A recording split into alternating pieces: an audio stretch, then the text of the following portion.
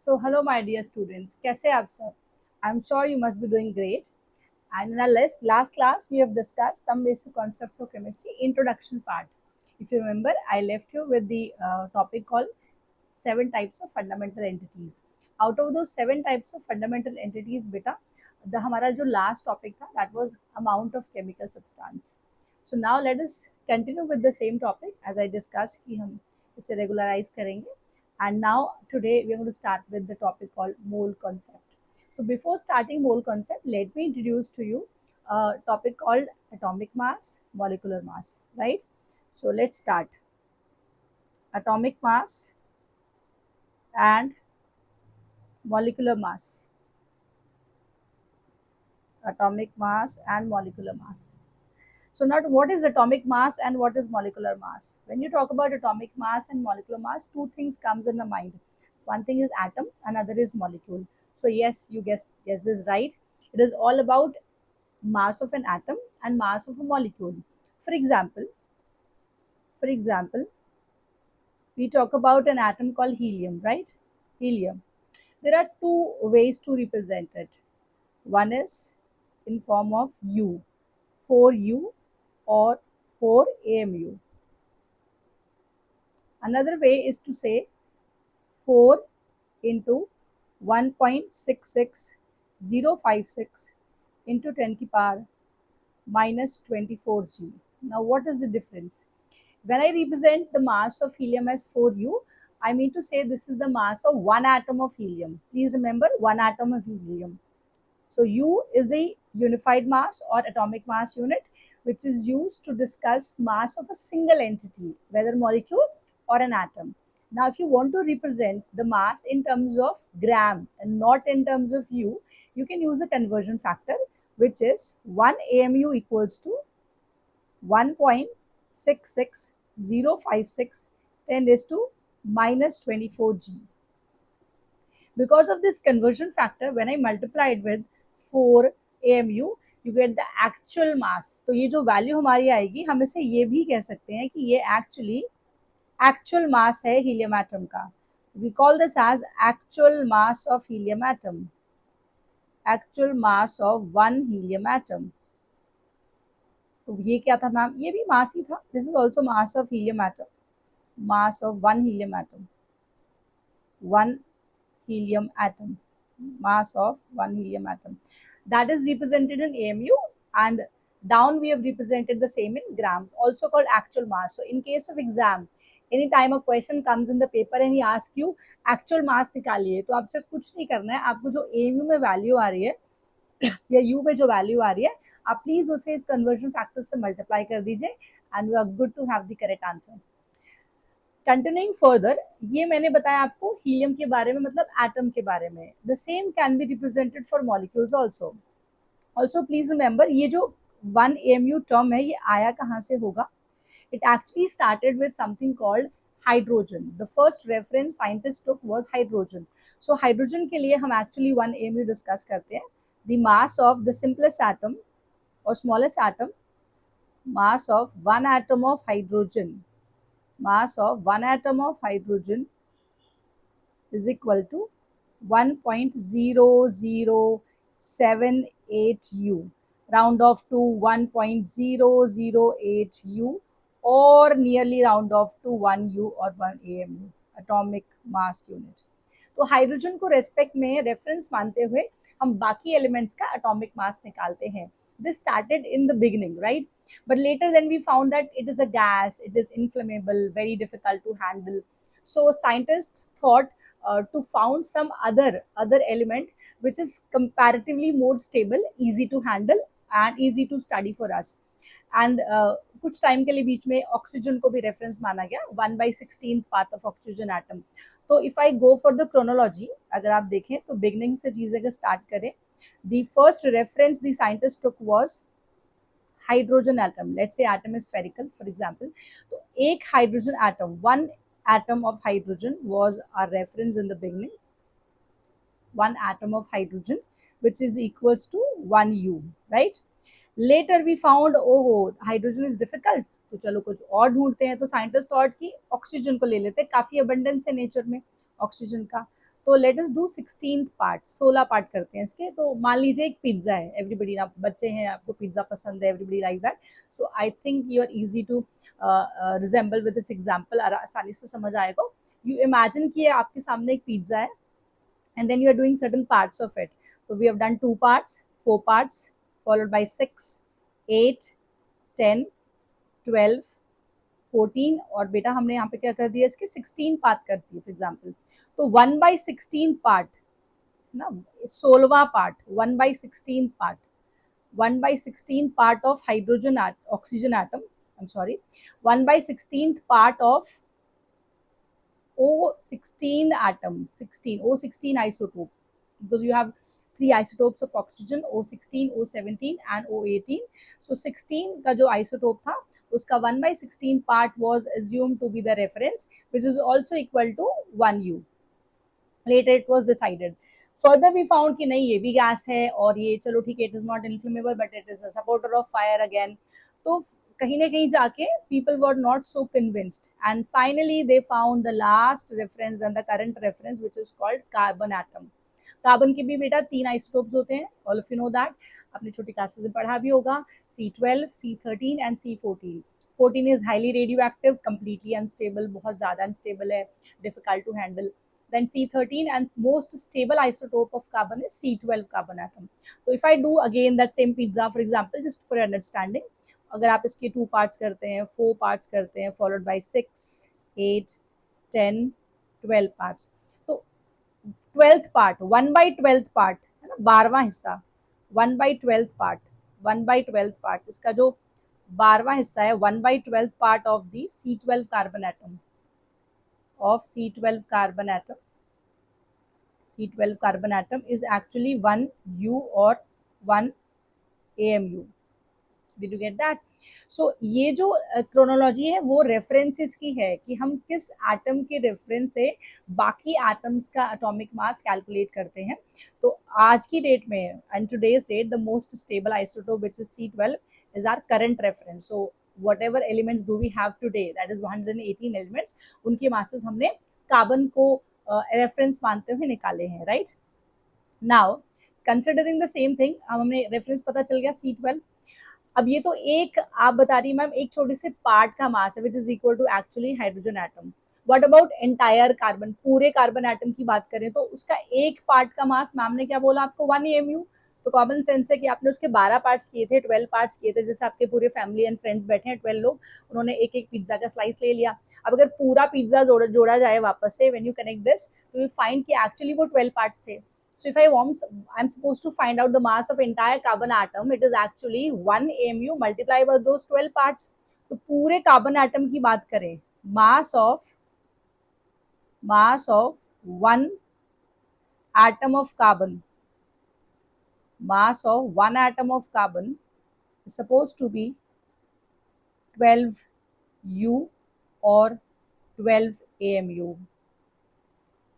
ठीक है बच्चों. अब ये फिर से मैम ने यू में निकाल दिया, एक्चुअल मास पेपर में आ गया तो कैसे निकालेंगे मैम, एक्चुअल मास पेपर के लिए बता दिया आपको मैंने, just multiply by that conversion factor. So it's quite easy for you don't have to do anything. What we are supposed to do is क्या करें, 12 multiply by, you can round off also, वो 1.66056 को आप 1.66 10⁻⁻24 G.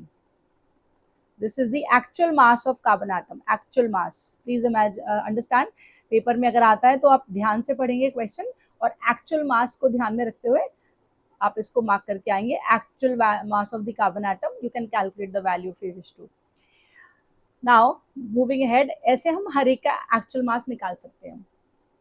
अब ये सब जो चीजें मैम ने बात करी वो एक एटम के रिस्पेक्ट में थी. Same application can be done to a molecule also, because सब लोग तो एटम्स नहीं होते हैं. If you talk about oxygen वो तो O2 है, मॉलिक्यूल है. अगर आप कार्बन डाइऑक्साइड की बात करें तो वो तो CO2 है, अमोनिया की बात करें वो NH3 है. So for other people, for other elements, other compounds, you will find कि वो मॉलिक्यूल की फॉर्म में भी एग्जिस्ट करते हैं. तो same application can be applied. Yes, how, let me give an example. Example बेटा जी, we talk about oxygen molecule की बात कर लेते हैं, O2 molecule, because all of us know oxygen in the nature exists as diatomic. Yes, am I right? So diatomic होने की वजह से don't you think उसमें 2 atoms होंगे? Yes. So we have to multiply each atom का mass with that value called 16, क्योंकि एक oxygen atom का हमने 16 बोला था, so we have O16 here, but because दो एटम्स हैं, so we say that 16 into 2 total mass is 32 AMU, 32 AMU or 32U. So this 32U or 32 AMU is actually the molecular mass, कि वो एक molecule का mass है। तो हम कह सकते हैं 32U क्या है मैम? मॉलिक्यूलर मास बेटा जी, molecular mass of oxygen, molecular mass of oxygen. Great, है ना। चलिए, तो ये आती है एएमयू की टर्म्स में बारी। फिर से कोई आपसे पूछ ले कि मुझे तो एक्चुअल मास पूछा था पेपर में, very easy. Now ma'am I was already told you, कुछ नहीं करना है आपको। 32 multiply by 1.66, yes you can all repeat with me, minus 24g। How easy is that? Everyone will take out. I am sure कि मैंने बहुत simplified तरीके से आपको बता दिया एक्चुअल मास कैसे निकालते हैं। ये जो आएगा मुन्ना, दैट इज बेटा जी एक्चुअल मास बच्चा। बहुत बढ़िया। अब again from the beginning whatever we have discussed, अभी के अभी ये एक एटम के बारे में बात हो रही थी या फिर एक मॉलिक्यूल के बारे में। What if I take 1 mole of the same particles, अगर मैं इनके 1 मोल मॉलिक्यूल्स ले लूँ या 1 मोल पार्टिकल्स ले लूँ, उस केस में हमें इस मास को विच इज ऑफ 1 एंटिटी, उसे 1 मोल से मल्टीप्लाई करना पड़ेगा। सो हमारे एक साइंटिस्ट हैं, renowned scientist, honored person called as Amido Avogadro. So what does Amido Avogadro told us? According to Avogadro, Sir Avogadro, he gave us a number from the calculations and he found that 1 mole of any substance, beta ji, 1 mole of any substance bacha is equal to a number calculated mathematically 6.022 10 raised to 23 entities, 10 raised to 23 entities. Now these entities may include atoms, molecules, ions, formula unit in case of NaCl, जहाँ पे आप बात करेंगे salts की तो formula units word use करते हैं। तो एंटिटीज में जनरलाइज है, सब कुछ आ गया। जैसे generalize word for all of you students, but आपके नाम तो स्पेसिफिक है ना। Similarly atoms is specific, molecules is specific, ions is specific, but we can all call them as entities. तो किसी भी सब्सटेंस का 1 मोल इस नंबर के बराबर होता है। एंड बार बार आपको ये नंबर इतना ह्यूज नंबर ना बोलना पड़े, you can also write it as N0 or Na. Now in Na, the subscript A is to give honor to our great scientist Sir Avogadro. So No is basically for a number thing. तो एक number को Na और N0 से भी denote कर सकते हैं। तो I am sure, I am clear कि 1 मोल किसी भी सब्सटेंस का is equal to Na entities. Am I right? Now taking this further, for example हम बात करते हैं अब क्या करना है नेक्स्ट। अगर मुझे 1 मोल ऑक्सीजन मॉलिक्यूल्स दिए होते तो मैं कैसे अप्लाई करती इस चीज को? 1 मोल ऑक्सीजन मॉलिक्यूल्स की बात हो रही है, 1 मोल ऑक्सीजन, 1 मोल O2 की बात हो रही है। तो 1 मोल O2 में कितने मॉलिक्यूल्स हैं? आपने मॉलिक्यूल को लोग बोला मैम क्योंकि ऑक्सीजन है ना, O2 है ना, एटम तो नहीं है, तो उसका जो नेचुरल एग्जिस्टिंग स्टेट है वो तो O2 है, तो आप उसे मॉलिक्यूल कहेंगे। तो इन द बिगनिंग आप मॉलिक्यूल्स निकालेंगे, ठीक है। 1 मोल की बात करिए तो हम करेंगे इसके अंदर कितने मॉलिक्यूल्स हैं? Na मॉलिक्यूल्स हैं, ठीक है बच्चा। और मुझे निकालना है इसका मास। तो अभी अभी मेरे साथ डिस्कशन किया था आपने कि इसका एक मॉलिक्यूल का मास हमने अभी निकाला था। एक मॉलिक्यूल का actual mass remember 32 into 1.66 10 raised to minus 24 into this Avogadro number factor 6.022 10 raised to 23। अभी आपने कैसे किया ma'am? This is called unitary method बेटा, ठीक है। और ये आप अपनी लाइफ में ना रोज कर रहे हैं डेली, बस हमें पता ही नहीं है कि इसे यूनिटरी मेथड बोलते हैं। Like for example you go to a shop, है ना, मम्मा ने आपको बोला कि जाओ जाके आप थोड़ा मार्केट से मुझे घर का सामान लेके आओ जाओ। लेट्स से कोई चीज, let's say some guest is arrived and biscuits खत्म हो गए एंड मॉम जस्ट सेड कि just get me 2 packets of biscuit.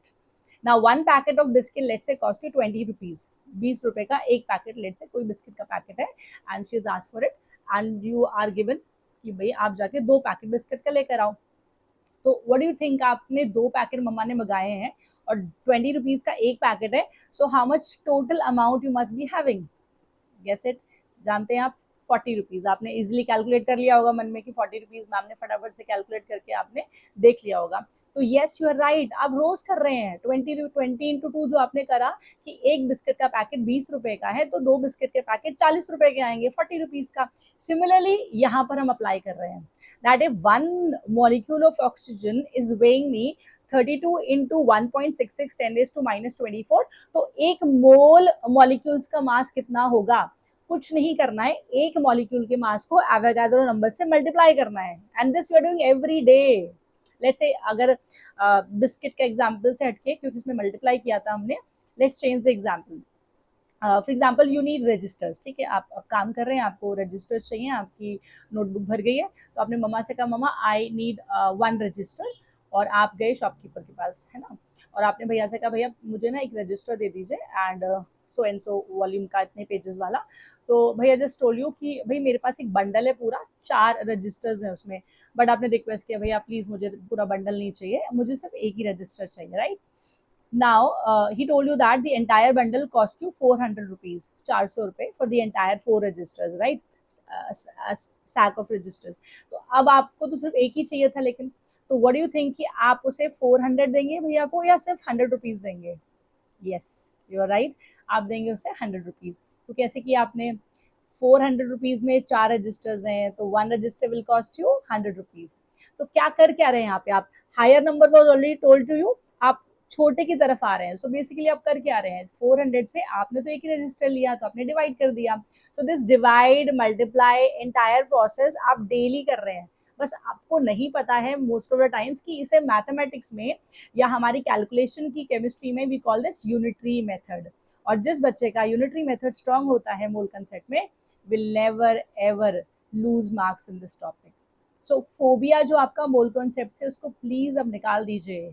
Your own Gayatri ma'am on your own favorite channel, Chemistry by Gayatri ma'am is there with you. Very easily we will solve questions on mole concept.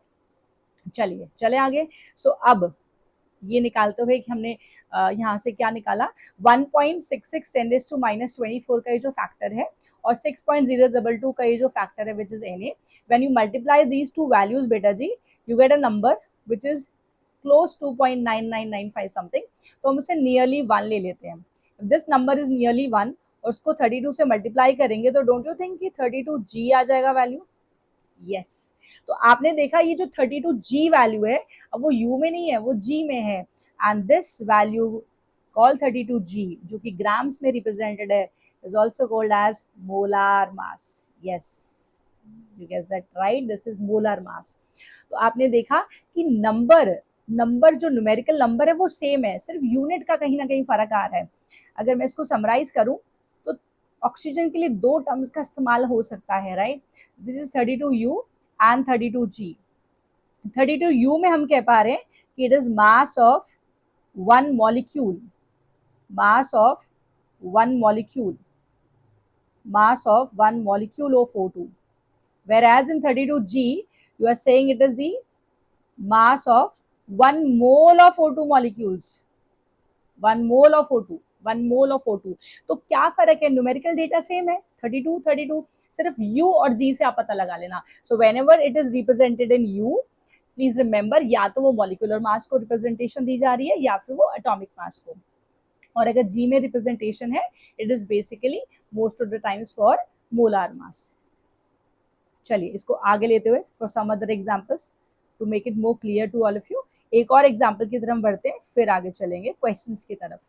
तो एक बार और concept clarity ले लेते हैं। Let's take CO2 बेटा जी। तो CO2 में भी for example there are 2 ways of representation. One way ma'am is saying to you 44U, correct guys, और दूसरी बार में मैम कह रही है आपसे 44G। So now I need answers from you, what do you से, व्हाट इज 44U, क्या है 44U? पहले तो आपको देखना है किसके बारे में बात हो रही है। सो CO2 है यहाँ पे, CO2 है, इज इट एन एटम और अ मॉलिक्यूल? ओ 3 लोग हैं तो it's a molecule, right. 44U है, U में रिप्रेजेंटेशन है, इसका मतलब वो किसके बारे में बात हो रही है? मॉलिक्यूलर मास के बारे में। और अगर G में रिप्रेजेंटेशन है इसका मतलब किसके बारे में बात हो रही है? मोलार मास के बारे में। सो 44 ही क्यों बोला वो आपने आई होप कि आपने करेक्ट कर लिया होगा। कार्बन का वैल्यू होता है 12, right, mass number. Oxygen has a mass number of 16 because we have 2 entities here, 16 into 2, and 12 plus 32 total comes out to be 44. Now writing the same here, 44 U हमारे लिए क्या entity बन जाता है यहाँ पे, molecular mass of CO2 and this is what, molar mass. तो यानी कि अब हम मोलर मास का डेफिनेशन भी दे सकते हैं, जी हाँ, molar mass is actually the mass which is present in Avogadro number of entities, और वाइस वर्सा एवोगाड्रो एंटिटीज जिस मास को कंटेन करती हैं उस मास को कहते हैं मोलार मास। तो बहुत सिंपल है बच्चा, 44G आ जाता है। ऐसे में आपसे रिक्वेस्ट करूंगी कि जो लोग भी तैयारी कर रहे हैं, क्लास 11th में हैं और who all are preparing for competition exams, आप कुछ एक कंपाउंड्स के मोलो मासेस याद करके रख लीजिए अपनी नॉर्मल स्टडी लाइफ के लिए, because these are very common examples पूरी केमिस्ट्री के दौरान। Very commonly these people come in life like carbon dioxide, water, और मैं कुछ एग्जाम्पल्स आपके लिए लिख देती हूँ जो कि हर बच्चे को, एटलीस्ट जो एस्पायरिंग कैंडिडेट है जो पढ़ रहा है केमिस्ट्री, उसको पता होना चाहिए। As in for example CO2 की बात अभी मैम ने आपसे करी, वाटर की बात हम कर लेते हैं, NaCl की बात हम कर लेते हैं, for a very common salt for you, right? And then we have this thing called H2SO4 is a very common acid, HCl, NaOH। ये कुछ कॉमन एग्जाम्पल्स है जिनको हम शायद याद करके रख सकते हैं। तो मैं उस वक्त न्यूमेरिकल सॉल्व के दौरान बहुत ज़्यादा टाइम खर्च नहीं होगा, दो हम ये पेपर में भी कैलकुलेट कर पाते हैं, बहुत ज़्यादा मुश्किल नहीं है, बट फिर भी एक भी सेकेंड क्यों वेस्ट करना अपने पेपर को खराब करने में, तो हम इसको ईजिली सॉल्व के पहले से रख लेते हैं। फॉर एग्जाम्पल मैंने जो एग्जाम्पल्स दिए उनके अब आंसर्स भी लिख देते हैं। For CO2 it is 44G, for water it is H2O that is 18 NaCl के लिए हम कह सकते हैं कि 23 प्लस 35.5 इज 58.5, H2SO4 इज 98 बेटा जी आप लगा लेंगे, मोलो मास की बात कर रही हूँ। 36.5 G, 23 is for sodium, 16 for oxygen, 1 for hydrogen, which accounts for 40 G and many more, और भी बहुत सारे होते हैं। कुछ कॉमन मैंने डिस्कस करे अभी आपसे। अब इस टॉपिक की बात अगर मैं करूँ, so students this topic is mostly numerical based, मतलब इस टॉपिक से ज़्यादातर क्वेश्चंस आते हैं न्यूमेरिकल बेस्ड, थियरी के बहुत कम चांसेस हैं। तो किस प्रकार के न्यूमेरिकल्स हमसे पूछ सकता है? अभी आपने देखा कि मैम ने आपको एटम का मास निकालना बताया, मॉलिक्यूल का मास निकालना बताया, और एक मोल एंटिटीज का मास निकालना भी बता दिया। Now let's say some molecule और some atom is given to us, और उसके बारे में हमें कुछ गिवन मास था, गिवन मास आपको प्रोवाइडेड है। अब वो गिवन मास दोनों यूनिट्स में दे सकता है, यू में भी और जी में भी। हमारा काम है अगर वो यू में गिवन है तो वहां से नंबर ऑफ एटम्स और डायरेक्टली नंबर ऑफ मॉलिक्यूल्स निकालना, and if the value is mentioned in G you can directly find out the number of moles. तो उसके लिए let us go to a formula. क्या है फॉर्मूला? बहुत simple है, बहुत आसान। आई एम श्योर यहाँ तक आपको सब कुछ बहुत अच्छे से समझ आ गया होगा। In the comment section you can tell me anything anywhere you have not understood, कुछ और एक्स्ट्रा लेकर आना है, रिपीट करना है, I am always there for that. चलिए, n is something called either number of atoms, number of molecules और number of moles। अब वो किस पे डिपेंड करता है सुनिए। It all depends on बच्चा given weight और mass। As I told you in the last class only, chemistry में we deal with microscopic entities, so hardly matters कि मैं mass लूँ या weight लूँ।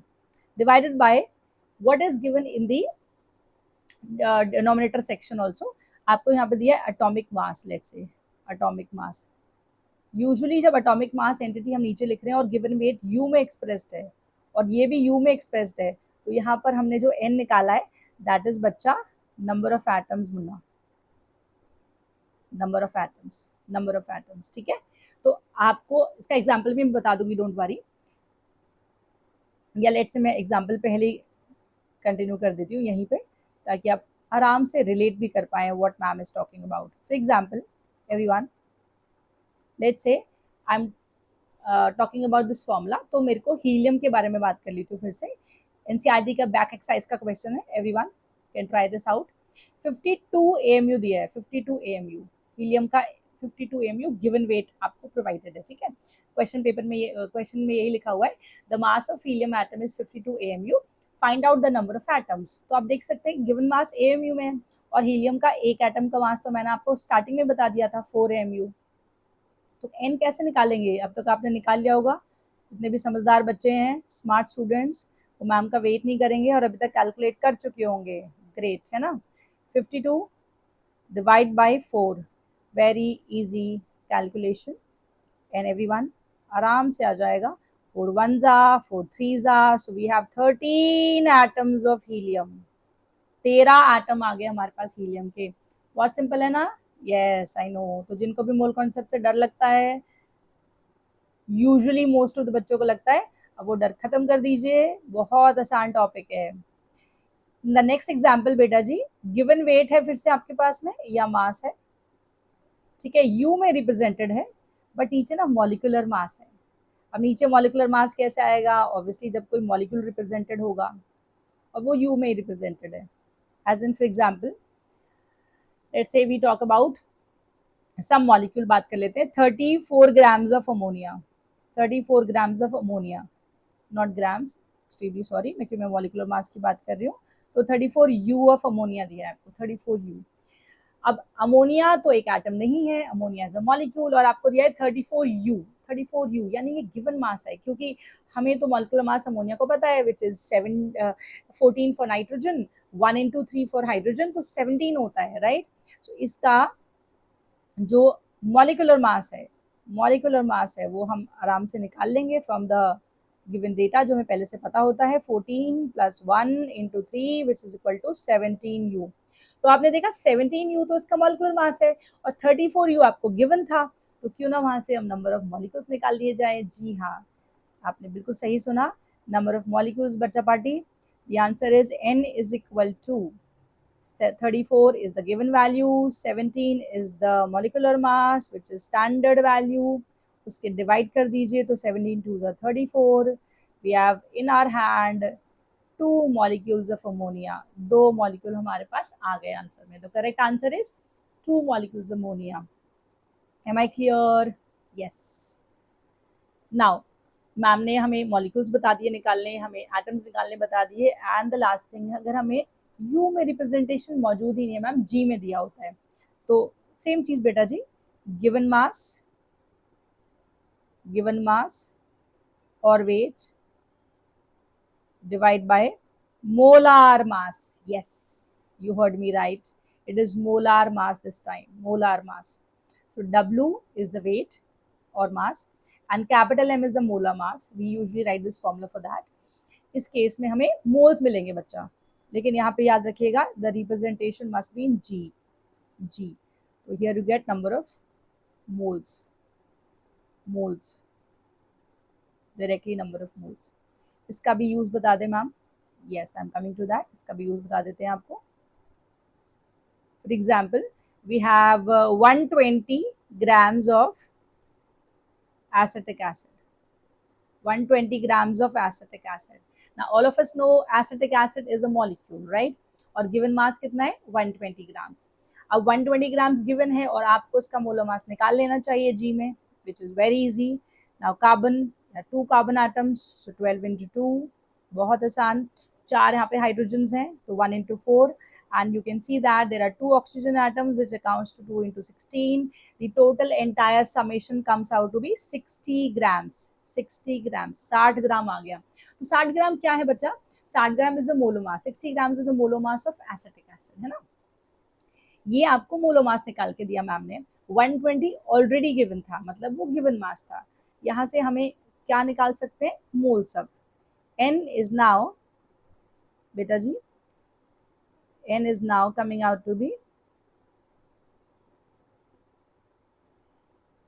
yes, it comes out to be W by M. 120 is the given weight, 60 is the molar mass. When you divide simply you get 2 moles, 2 moles, 2 moles. अब moles भी निकाल लिए, कहानियां खत्म नहीं होती है, क्योंकि जहां आपने एटम्स निकाले वहां तो डायरेक्टली एटम्स और मॉलिक्यूल्स आ गए थे, बट व्हेन यू से मोल्स तो वो एक पूरे ग्रुप की बात हो रही है, एक बहुत ही लार्ज एंटिटी की बात हो रही है। तो इट्स क्वाइट पॉसिबल कि एग्जामिनर मोल्स में इंटरेस्टेड नहीं है और क्वेश्चन पेपर में आपसे मॉलिक्यूल्स पूछ ले, बट आपको गिवन मास ग्राम में दिया होगा। ओ तो what shell I do ma'am, given mass है ग्राम्स में, गिवन मास अगर ग्राम्स में तो वहां से आप पहले निकालिए मोल्स। यस, मोल्स आने के बाद इट्स वेरी इजी कि वहां से आप या तो एटम्स निकाल सकते हैं और या फिर आप मॉलिक्यूल्स भी निकाल सकते हैं। जैसे कि हम बात करें, इसी सवाल की बात कर लेते हैं, एसिटिक एसिड।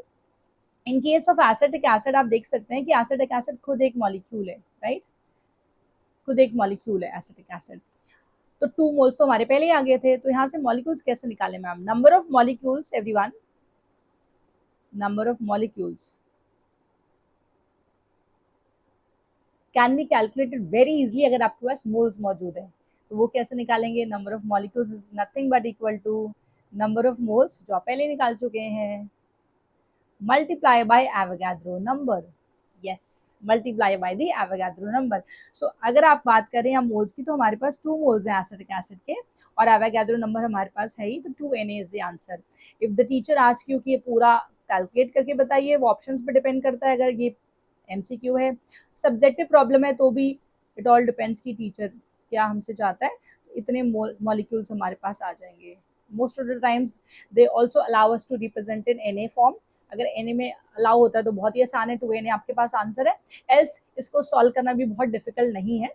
6.022 से मल्टीप्लाई करिए, you will quickly get 12.044, 10⁻23, representing in the standard or scientific notation 1.2044, 10⁻24 molecules is the answer. चलिए, so I'm sure I am clear to everyone, each and everyone. सब बच्चों को समझ आ गया। बहुत ही इंटरेस्टिंग था, बहुत ही आसान सा फॉर्मूला कि नंबर ऑफ मॉलिक्यूल्स कैसे निकाल लूंगा मैम। कुछ नहीं करना है बच्चा, सिंपल यूनिटरी मेथड लगाना है, Na से मल्टीप्लाई करना है। What if ma'am same question में मुझे ना एटम्स निकालने के लिए आ जाए? Yes, that's very interesting. चलिए वापस आते हैं।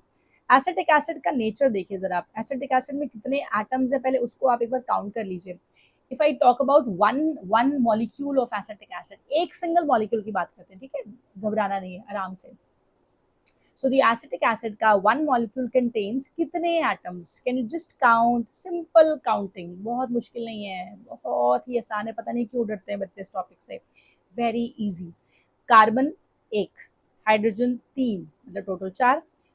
Then we have 5 for this carbon, 6, 7 और 8। So we have 8 atoms, 8 atoms, 2 carbon के मुन्ना, ठीक है बच्चा, and then we have 4 hydrogen बेटा जी and 2 oxygen.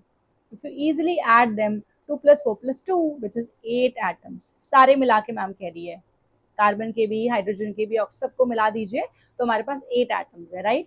तो ये क्या है मैम? एटॉमिसिटी। एटॉमिसिटी, इसमें 8 एटम्स पर मॉलिक्यूल है। तो मैम के मुंह से निकला 8 एटम्स पर मॉलिक्यूल। अच्छा, एक मॉलिक्यूल में 8 एटम्स हैं, तो अब मैं आराम से नंबर ऑफ एटम्स निकाल सकता हूँ। यस, अब तक बहुत सारे बच्चों ने आंसर निकाल भी लिया होगा, क्योंकि मुश्किल तो यह है ही नहीं। नंबर ऑफ मॉलिक्यूल्स आप पहले ही निकाल चुके थे, और शायद इनका रिलेशन है। जी हाँ, इनका भी एक रिलेशन है, बहुत आसान। अगर आपके पास मोल्स आ गए हैं, मॉलिक्यूल्स आ गए हैं, तो एटम्स कौन सा बड़ी बात है? देखिए, number of atoms everyone, number of atoms बच्चा is equal to number of molecules, जो आपने अभी अभी निकाले थे थोड़ी देर पहले, just above, number of molecules multiply by number of atoms present per molecule, per molecule, number of atoms present per molecule of the given entity। अब यहाँ पे given entity एसिटिक एसिड है, तो मैंने एसिटिक एसिड लिख दिया। तो अगर कोई और मॉलिक्यूल होता तो आप उसके बारे में लिख देते। फॉर एग्जांपल, अगर CO2 है तो उसमें 3 ही एटम्स हैं, अमोनिया है तो उसमें 4 एटम्स हैं, PCl5 है तो शायद उसमें 6 एटम्स हैं। सिमिलरली डिपेंड्स करता है कि एटम कौन सा है, मॉलिक्यूल कौन सा है। सो इन एसिटिक एसिड आपने देखा, अभी भी मैम ने आपको कैलकुलेट करा के दिखाया, 8 एटम्स है बच्चा। अब देखिए, बहुत सिंपल, बहुत सिंपल। आप ऑलरेडी ऊपर मॉलिक्यूल्स निकाल चुके हैं। Just to simplify the calculation, अगर हमें सिर्फ Na में रख लेते हैं इसको भी, 2Na हमारा आंसर था ऊपर मॉलिक्यूल्स का, राइट। एम आई क्लियर बेटा जी? Yes, keep saying yes in the comment section. Okay, 2Na हमारे पास है मॉलिक्यूल्स, और हमारे पास यहाँ पर नंबर ऑफ एटम्स है पर मॉलिक्यूल 8, तो क्यों ना हम उसे 8 से मल्टीप्लाई कर दें और अपनी जीवन को आसान बना ले, है ना। कितना इजी कर दिया मैम ने। 16 इंटू 2 कर दीजिए मुन्ना, 8 इंटू 2 कर दीजिए, sorry 16Na, 16Na atoms, 16Na atoms, कितना इजी हो गया, 16Na atoms. So what is that formula, ma'am? This is again some other formula I provided you, where I'm telling you कि यहाँ पर हम बात करते हैं तो ये आ जाएगा हमारे नंबर ऑफ एटम्स निकालने का तरीका, है ना। How easy is that. 16Na atoms हमारे आ जाते हैं।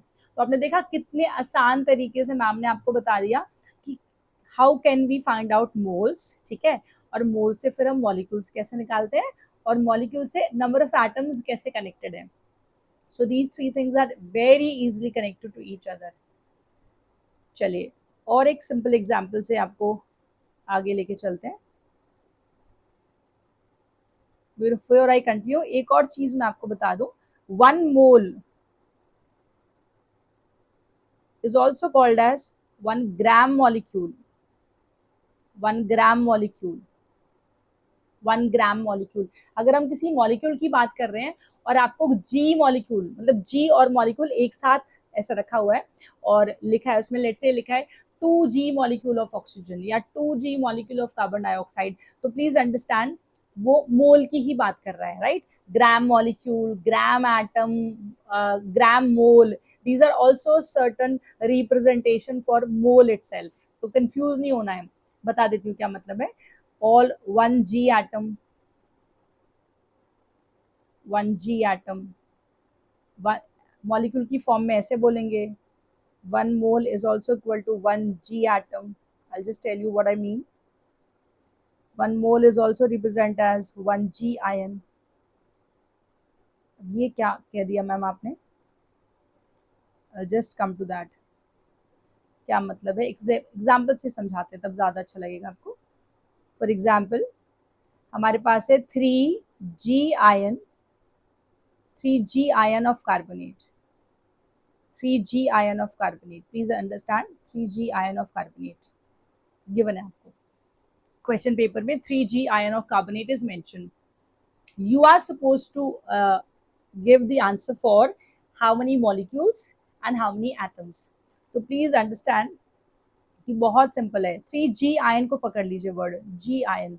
कुछ बच्चे इसको गलत तरीके से इंटरप्रेट करते हैं, वो सोचते हैं 3 ग्राम इसका मास है और वो बिल्कुल गलत कैलकुलेशन निकाल लेंगे। Given mass is 3 madam, and carbonate का वो मोलो मास निकाल लिया पूरा और उससे उसको डिवाइड कर दिया कि भाई 12 है कार्बोनेट का, कार्बन का 12 है, 16 इंटू 3 आप करेंगे 48, और 48 को आप 12 से ऐड कर देंगे and you get the value 60 here, right. And what people do, 3 ग्राम मुझे दिया था मैम गिवन मास और 60 इसका मोलर मास था, और मैंने आराम से 3 1 जा 3 2 जा 1/20 मोल्स निकाल दिए। कंप्लीटली रॉन्ग, बिल्कुल गलत, नहीं करना है। Please imagine, please understand everyone, बहुत ध्यान से सुनिए। जी आयन साथ में एक साथ चिपक के दिया है वर्ड, जी और आयन के बीच में एक हाइफन होगा या मे बी हाइफन भी नहीं होगा, जस्ट जी आयन वर्ड है, तो दोनों बातों में फर्क है। 3 grams of carbonate ion, please understand 3 grams of carbonate ion is one statement and 3 gram ion of carbonate is another statement, तो दोनों में डिफरेंस है। In this category called 3G ion या G molecule और G atom, in that case actually ये moles ही है, तो आपको मोल्स गिवन है, निकालना नहीं है, ये गिवन मास बिल्कुल भी नहीं है। प्लीज गड़बड़ ना करें, because the moment you try this you actually lose your important marks, whether it is a subjective paper or objective paper, most of the time बच्चा इस क्वेश्चन को गलत करके आ जाते हैं। तो मैं आपको फिर से बता दूं ये जी आयन का इस्तेमाल कैसे किया जाए मैम, इसका करेक्ट सोल्यूशन क्या है बेटा जी। 3G ion is nothing but people, 3G ion कुछ नहीं है, 3 मोल्स ही है, 3 मोल्स ही है कार्बोनेट का। तो क्या मुझे गिवन था ma'am, yes it is actually given to, यहाँ पे मोल्स निकालने नहीं थे आपको, आपको इसे मॉलिक्यूल्स या एटम्स निकालने हैं, तो आपको पता ही है। अब तो मॉलिक्यूल्स ऑफ, आपको बोले भाई मॉलिक्यूल्स निकाल दो, अच्छा मॉलिक्यूल तो ये है ही, लेकिन ये चार्ज्ड मॉलिक्यूल है, you can imagine here carbonate पे 2 माइनस चार्ज है, तो ये मॉलिक्यूल तो है बिकॉज उसमें कार्बन भी है, ऑक्सीजन भी है, बट ये चार्ज स्पीशीज है। तो यहाँ पर हमें कोई शक नहीं है कि हम इसे मॉलिक्यूल्स भी कह सकते हैं और आयंस तो हम कह ही सकते हैं because it is a charge species. So the number of molecules or the number of ions here are calculated as number of moles, which is 3 multiplied by Avogadro number. तो 3Na is the answer. Coming to atoms, अभी समझाया था, कितना simple है, आपने कर भी लिया होगा शायद. which is number of molecules, that is 3Na multiply by कितने atoms per molecule present है कार्बोनेट में, एक कार्बन का और 3 ऑक्सीजन के. So we have 3 plus 1 4. तो हम 4 से मल्टीप्लाई करेंगे and we get the answer बेटा जी 12 Na atoms. 12 Na atoms, 12 Na atoms. तो ये रहा हमारा इस पे टोटल आंसर्स. मॉलिक्यूल्स निकाल लिए हमने और एटम्स निकाल लिए. चलिए, so I am hope I am clear till now. मैंने आपको सफिशिएंट नंबर ऑफ एग्जांपल्स बता दिए, how to calculate atoms, how to calculate molecules, how to calculate moles, G atom क्या होता है, जी मोल्स क्या होता है, वो सारी डिस्कशंस हमारे बीच में हो चुकी है. तो और क्या पूछ सकता है मैम मोल कॉन्सेप्ट से? क्या सिर्फ ये 3 सब टॉपिक आते हैं? मेनली ये भी आते हैं, but he sometimes enter into सब एटॉमिक पार्टिकल्स आल्सो. और कई बार जैसे यहाँ पे चार्ज था, तो आपसे चार्ज भी कैलकुलेट करवा के देख सकता है. तो क्या वो भी बता देती हूँ, क्योंकि अभी एग्जाम्पल मेरे सामने ही है, यहाँ पे देख सकते हैं आप. Carbonate is a charge species. तो इस केस में हमें ऑल्सो एक कॉमन चीज पूछ सकता है, चार्ज ऑन द मॉलिक्यूल बताइए. Charge on the species, charge, total charge. तो टोटल चार्ज कैसे निकालेंगे? बहुत ही ईजी है. पहले आप देख लीजिए एक मॉलिक्यूल पे कितना चार्ज है, राइट? एक मॉलिक्यूल पे, चलो ऊपर चलते हैं. एक मॉलिक्यूल है इसका कार्बोनेट का, ये रहा आपके सामने, right in front of you. You find that here in carbonate का one molecule there is 2 minus charge, 2 minus negative charge है, but वो there are 2 units. तो 1 electron unit, एक यूनिट यहाँ पे तो 2 का चार्ज है ना, तो 1 electron unit is equal to 1.6 10 raised to minus 19 coulombs. Am I clear? Negative आप लगा सकते हैं, वैसे अंडरस्टूड है बिकॉज हमें मैग्नीट्यूड पूछता है, तो ये तो डिपेंड करता है कि ऑप्शंस में नेगेटिव होगा या नहीं होगा. वैसे in general you are just suppose to find out the magnitude. तो अगर मैं मैग्नीट्यूड की बात करूँ बच्चा, we have 1.6 10 raised to minus 19 coulombs पर 1 इलेक्ट्रॉनिक चार्ज, लेकिन यहाँ पे तो 2 माइनस है, तो क्या करें? यस ऑफ कोर्स 2 से मल्टीप्लाई. वो एक मॉलिक्यूल की बात हो रही है, बट हमारे पास मॉलिक्यूल कितने हैं? कम अगेन, हमारे पास मॉलिक्यूल्स कितने हैं? 3Na. यस, तो 3Na मॉलिक्यूल्स का टोटल नंबर, ठीक है, 3Na हमारे पास टोटल मॉलिक्यूल्स है, एंड मल्टीप्लाई बाय हर एक मॉलिक्यूल के ऊपर जो चार्ज प्रेजेंट है, which is nothing but 2 into 1.6 10 raised to minus 19 coulombs. Yes, ये सारा टोटल चार्ज मौजूद है 3Na मॉलिक्यूल्स के ऊपर. तो we can calculate this later. आप निकाल लीजिएगा वैल्यू, अगर टोटल वैल्यू आपको चाहिए तो it is actually 3 into 6.022 10 raised to 23 multiply by 2 and with the factor 1.6 10 raised to minus 19 coulombs.